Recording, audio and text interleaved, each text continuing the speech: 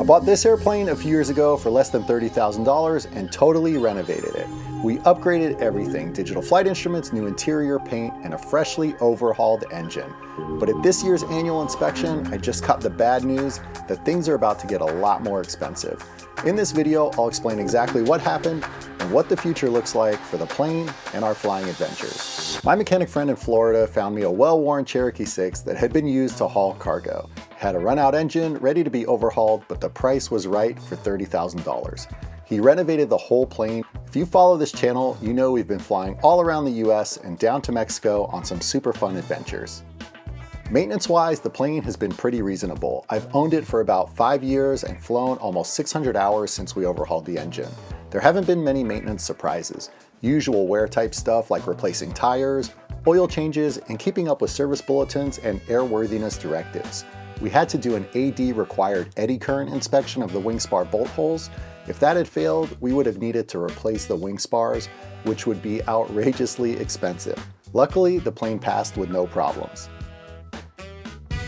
I've been really involved in the maintenance of the airplane, and I highly recommend this for every airplane owner. I've actually documented every annual inspection in depth with cost breakdowns, and these videos are available to our Patreon members, along with loads of other useful content like instrument flying videos and windy.com for pilots tutorials. The engine's been running great, and having a digital engine monitor has let me fly the engine in an optimized way to keep it healthy. I can track cylinder and exhaust gas temperatures, fuel consumption, and the engine performance using data from every flight. After a fun year of flying, it was again time for the government-required annual inspection, which involves taking many parts of the airplane apart to inspect all the systems, cables, hoses, belts, bolts, and rivets. I flew the plane over to my mechanic, and right after landing, with the engine warm, we did the compression check like we usually do. This test involves sending compressed air into the cylinders and measuring the pressure differential to see if each cylinder holds the pressure or if the air leaks, either past the cylinder rings or the valves. All the cylinders had great numbers except for the number 6 cylinder, which was a little low but still in the acceptable range in the high 60s. We could hear the air leaking out the exhaust, which means air was getting by the exhaust valve. But what was causing it? This was definitely not a great start to the annual inspection, and I had a feeling it was going to be a long day and I probably wouldn't be home for dinner. Luckily, the sponsor of this video has us covered in that department. So we've been using Factor, which is a meal service that delivers fresh, never frozen meals right to our doorstep. What did you think about it? I like the ease of it, how it comes in the box and you just take it out, put it in the fridge. Super easy. I actually was really pleasantly surprised by the taste. I thought it was really good. I thought it tasted just as good as a home cooked meal. It was absolutely delicious. Definitely better than takeout. It's better, it tastes better than takeout, and it's awesome for me because it's also cheaper than takeout. True. So that's definitely a win. And then there's no mess to clean up or dishes like pots and pans to do. You have a really unusual work schedule and the girls have their activities, and it just makes it easy. And when we travel, we can pause it. Yeah, I like how we can adjust the number of meals per week, or like you said, pause it if we're going on a big trip. It's super flexible, and I always look forward to the Factor meals. Me too, actually. I got really excited with the last box. Well, if you guys want to try Factor for yourself, you can head to factor75.com, click the link below, and use the code MONKEY50 for 50% off your first Factor box. Thanks, Factor, for sponsoring this. We got to pay for this engine somehow. We needed to get a good look at the cylinder and exhaust valves, so we used a borescope like we do at every annual.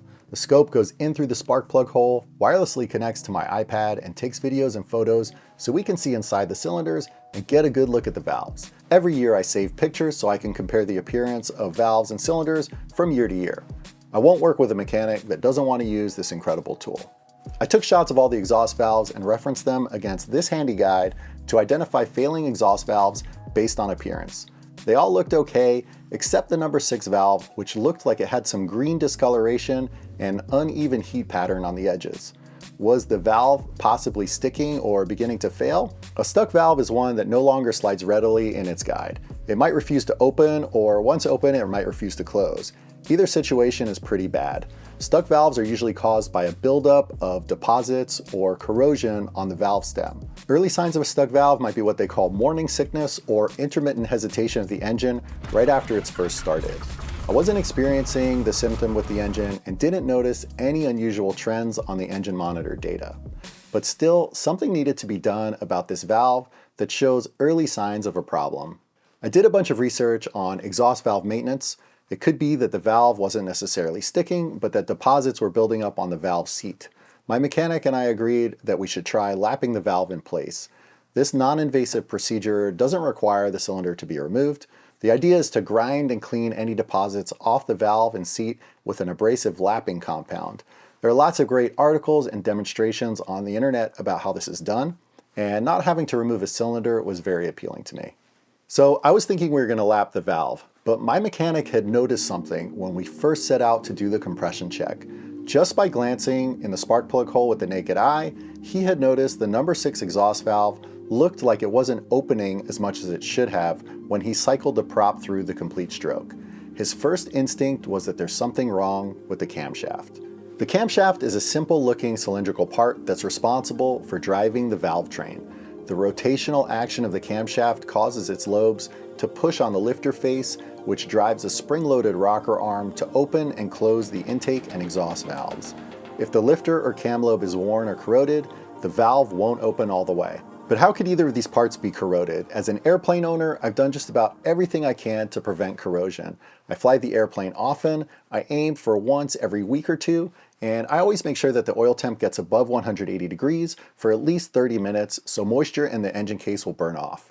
I avoid starting the engine and shutting it down without actually flying, since that just splashes any leftover moisture around inside the case.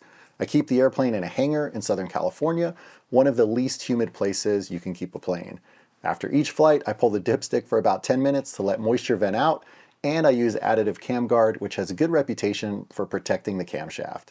With nearly 600 hours flown in about 5 years, corrosion just wouldn't make much sense to me. I change the oil and filter every 50 hours and send the oil out for analysis and inspect the filter for metal. And this annual was no exception. We removed the oil filter, cut it open, and ran a magnet across the filter element. This is what we found. The ferrous metal was not a good indication. So was the camshaft wearing? And if so, why? To try to find out for sure, we stuck the borescope in through the oil filler neck to get a good look at some of the cam lobes. You can't quite get to all of them on this engine, and we couldn't manage to see the lobe in charge of the number 6 exhaust valves, but the ones we could see looked great. The only way to get a good look at that cam lobe would be to pull the cylinder off the engine. The newer aircraft maintenance philosophy favors avoiding pulling cylinders when possible for a variety of reasons that are beyond the scope of this video. But I was really trying to avoid doing so. My mechanic measured the travel of the exhaust valve and compared it against the other ones, and he confirmed it wasn't opening nearly enough. The only path forward was to pull the cylinder and get eyes on the number 6 cam lobe. I wasn't able to be in the shop when the cylinder was pulled, but I did receive this text. Much to my dismay, it showed a failing cam lobe and spalled lifter. This is just about the last thing any aircraft owner wants to see. The only way to repair that is to install a different camshaft and new lifters. And the only way to do that on a Lycoming engine is to take the engine off the plane, split the case, and inspect and replace parts as necessary. So that's what we're doing. The engine was removed and shipped to an engine shop. At the minimum, they'll have to open it up and replace the camshaft and lifters, which is an expensive process. I'll get to that in a minute, but first, why did this happen? Like I said before, I really baby the engine and observe all the latest practices of engine management while flying, and do everything I can to prevent corrosion when on the ground. There's nothing about the way the engine was overhauled or assembled that led to this either. Everything was done to spec following standard practices. I've asked a lot of experts in the field, and the most popular answer I receive is just that sometimes cams go bad, or sometimes lifters go bad. I've really tried to dig for as much information as possible, and the best thing I've come up with is that it's possible that the lifter went bad first, causing damage to the cam. Apparently, in recent years, Lycoming started using a new coating called DLC, or diamond-like carbon on the lifters. The newer coating makes the surface harder, slicker, and more wear-resistant. The lifters in my plane didn't have that coating, so we're going to replace the lifters with the new style coating ones. This whole experience has kind of soured me on airplane ownership. I've worked hard to understand and be heavily involved in the airplane's maintenance and do everything I can to prevent problems. So when a major problem like this comes along with no great clear-cut explanation as to what I could have done differently, it's pretty frustrating. There are lots of planes out there flying less frequently, kept outside in more humid environments, that haven't had this type of issue. In the past, when people ask me about owning a plane, I've always told them you need to be financially and emotionally prepared to have to overhaul your engine at any moment, no matter how good of a condition you think it's in. I've been saying this for years, and I guess I was right, but it doesn't really make it any easier. I got some quotes for the work from the engine shop, and estimates are around $16,000, plus about $3,000 to remove and reinstall the engine from the plane. Luckily, the shop that overhauled the engine and renovated the plane is going to help me out, so the engine's been packed up and sent off. For in-depth maintenance videos and cost breakdowns, join our Patreon and subscribe to this channel for updates on this particular engine issue.